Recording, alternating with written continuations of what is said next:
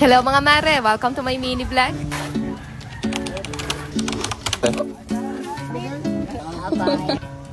Magandang araw mga mare, eto at pauwi na naman nga uli kami ng Batangas para masilip naman namin kung ano na ba yung progress ng pinapagawa naming bahay doon. Huling uwi namin, first day pa lang ng paggawa nila at ngayon nga 2 weeks na ang nakalipas kaya titingnan namin kung ano na ba yung itsura ngayon. Sa mga nagtatanong nga pala kung saan daw namin pinapark tong sasakyan namin, sa ngayon mga mare, sa pay parking lang muna namin to pinapark dahil wala ngang parking space yung bahay namin dun sa Maynila. Wrong timing nga yung pag-uwi namin ngayon dahil napasabay kami sa araw ng uwian tapos nataon pa nga na holiday kinabukasan kaya sobrang traffic talaga. Grabe yung hilo ko dyan mga mare dahil sa sobrang tagal nga ng biyahe namin tapos inabot na rin nga kami ng gutom. Kaya ang ginawa namin huminto lang muna kami dito sa Tagaytay para makapagpahinga muna kami saglit at para makakain na rin muna kami. Kalasan talaga umaabot lang ng 2 to 3 hours yung biyahe namin kapag umuwi kami sa Batangas. Pero ngayon nga wala pang alas 5 ng hapon nung umalis kami sa Maynila pero pasado alas 8 na nga to ng gabi at andito pa nga lang kami sa Tagaytay. Medyo naiinip na rin nga tong batang maliit sa biyahe kanina mga mare kaya kahit gabi na nga huminto muna talaga kami dito para makapahinga din nga muna siya. Bali beef pares pala yung in-order namin dito ni ate tapos yung asawa ko naman nag-order na lang siya ng lugaw para masubuan niya rin nga daw yung batang maliit. Pagkatapos naman namin kumain dito bumiyahe na rin kami ulit kagad at pasado alas 10 na nga ng gabi kami nakarating. Labot ng kulang-kulang 6 na oras yung biyahe namin ngayon kaya pagkarating pa nga lang namin kagabi nakatulog na rin kami kagad dahil nga sa sobrang pagod. At fast forward na nga mga mare, kinabukasan maaga pa nga lang pumunta na rin kami kagad dito sa site. Natuwa nga ako dyan dahil ayan at nakita ko nga na medyo mataas na rin pala yung naasinta nilang hollow block. Bali sumama nga pala sa pagpunta dito yung lolo at lola ko, yung dalawang kapatid ko, tsaka etong si Lola Bining na kapatid ng lolo ko. Nako, sila talaga yung unang tuwang-tuwa dyan nung nakita nga nila yung pinapagawa naming bahay.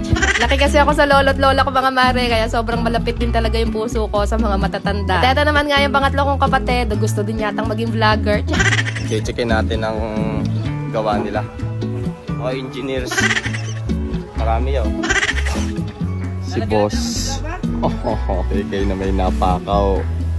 So yun at meron din nga pala kaming daladalang merienda para sa mga trabahante at tinawag na rin muna namin sila para makakain na muna. At habang kumakain pa nga sila doon naglibot-libot lang din muna kami at eto na nga mga mare yung nabuo nila sa loob ng 2 linggong pagtatrabaho. At etong side na to yung magiging parking space namin at ayan halos matatapos na rin sila sa pagdidingding. 3 kwarto pala yung ipapagawa namin dito at dito nga sa side na to ilalagay yung 3 kwarto na magkakatabi na tapos dito naman nga sa kabilang side yung living area, yung dining, tsaka yung magiging kusina namin. Dito ako excited sa spot na to mga mare dahil eto yung magiging kusina namin at yan nga yung magiging trono ko. Tapos eto naman yung living area at etong side na to naman nga yung mga kwarto. Umikot din kami dito sa labas at ayan kung makikita nyo sobrang daming bintana dahil ang gusto ko talaga yung maaliwalas yung loob ng bahay. Tapos eto naman yung likod ng bahay mga mare at dito naman namin ilalagay yung dirty kitchen, yung laundry area, tsaka yung nire-request ng lolo ko na tungko daw niya. Tapos mga mare maglalagay pa rin talaga kami ng tungko or ng lutoang kahoy dito sa may bandang likuran dahil yun talaga yung pinaka-request ng lolo at lola ko. Ayan naman nga yung view dito sa may back door at kung itatanong niya naman pakyaw nga pala yung pagpapagawa namin dito. Alam niyo ba 48 days lang yung nakalagay sa kontrata na paggawa nila dito pero ang sabi naman sa amin ni Tito Hever baka mausog daw ng konti dahil hindi pa rin nga daw kumpleto yung mga tauhan niya ngayon. Pero ang sabi naman namin walang problema kahit ma-delay ng konti, ang importante pulido at maayos yung pagkakagawa nila. Naman ang importante sa amin mga mare kahit mapatagal lang konti basta maayos yung pagkakagawa. Ayun at nung matapos ng kumain yung mga trabahante kami naman yung kumain dahil hindi pa rin nga kami nakakapag-almusal. At ayan, ganito lang naman kaganda yung magiging view namin dito araw-araw mga mare kapag nga dito na kami nakatira. Sobrang tahimik at payapa ng paligid tapos napaka-presko lang din ng hangin kaya talagang aantukin ka kapag dito ka nakatambay.